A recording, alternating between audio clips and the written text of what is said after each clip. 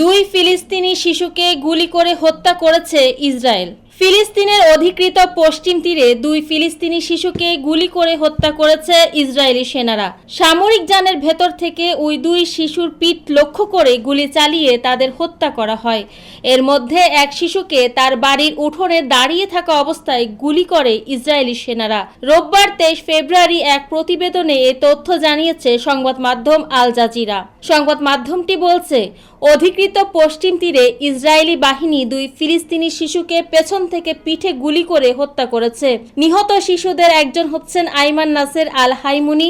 12 বছর বয়সী এই শিশু হেব্রনে নিহত হন এবং 13 বছর বয়সী রিমাস আল আমরি জেনিন গভর্নরেটে গুলিবিদ্ধ হয়ে প্রাণ হারান বলে ফিলিস্তিনি স্বাস্থ্য মন্ত্রণালয় এবং ওয়াফা বার্তা সংস্থা নিশ্চিত করেছে। আল জাজিরা বলছে, ইসরায়েলি বাহিনী আল হাইমুনির উপর এমন সময় গুলি চালায় তিনি হেব্রনের দক্ষিণে আত্মীয়দের সাথে দেখা করতে যাচ্ছিলেন। পরে আহত অবস্থায় হাসপাতালে নিয়ে যাওয়া হলে সেখানে তার মৃত্যু হয়। অন্যদিকে আল আমরিকে পেটে গুলি করা হয় এবং তাকে জেনিন সরকারি হাসপাতালে নিয়ে যাওয়া হলেও কিছুক্ষণ পরেই তাকে মৃত ঘোষণা করা হয়।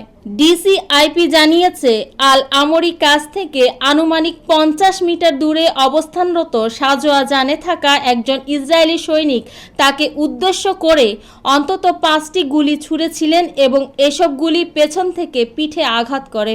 ইসরায়েলি সামরিক বাহিনী নাবলুস তুলকারেম জেনিনের রাতের আধারে সহ বেশ কয়েক সপ্তাহ ধরে অধিকৃত পশ্চিম তীরে বড় আকারের অভিযান চালাচ্ছে এবং এর মধ্যে বর্বর এই হত্যাকাণ্ডের ঘটনা ঘটল।